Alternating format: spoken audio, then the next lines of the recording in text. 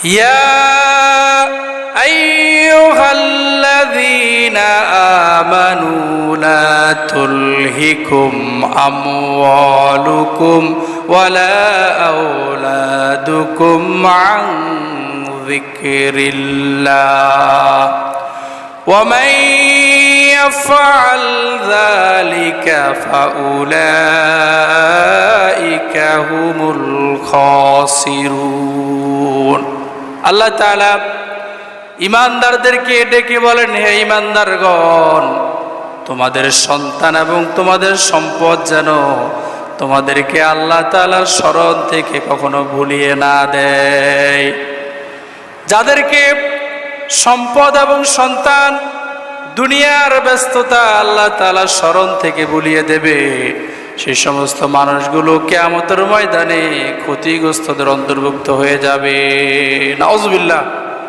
এখানে আল্লাহ তাআলা যেই স্মরণ বলতে আল্লাহ তাআলাকে স্মরণের কথা বললেন, আমার স্মরণ থেকে তোমাদের সন্তান এবং সম্পদ যেন তোমাদেরকে বিরত না রাখে, সেই স্মরণটা হচ্ছে 5 ওয়াক্ত নামাজ।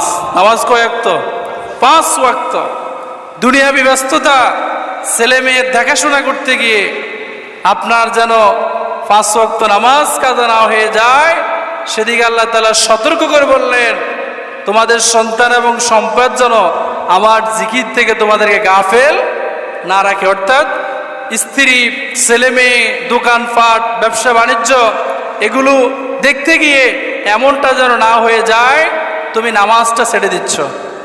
আসলে দোকানে বেচা কিনার চাপ এত বেশি, নামাজ পড়ার সুযোগ নেই। জমিতে কাজের চাপ এত বেশি, নামাজ পড়তে পারলাম না। ছেলে মেয়ে অসুস্থ, বাড়িতে আমি এদেরকে সময় দিচ্ছি, এত বেশি সময় দিচ্ছি, এখান দিয়ে আমার নামাজটা কি হয়ে যাচ্ছে? আল্লাহ স্মরণ করে দিচ্ছেন, যদি এগুলো তোমাকে আমার স্মরণ থেকে, নামাজ থেকে বিরত রাখে, কিয়ামতের ময়দানে তুমি হবে ক্ষতিগ্রস্তদের অন্তর্ভুক্ত। নাউজুবিল্লাহ বলেন। নবী করিম সাল্লাল্লাহু আলাইহি ওয়াসাল্লাম বলেছেন, কিয়ামতের ময়দানে আল্লাহ সুবহানাহু ওয়া তাআলা বান্দাদের কাছ থেকে যখন হিসাব গ্রহণ শুরু করবেন, তখন নবীজি বলেন, আউয়ালু মা ইউহাসাবু বিহিল আবদি ইয়াউমাল কিয়ামাতিস সালাহ।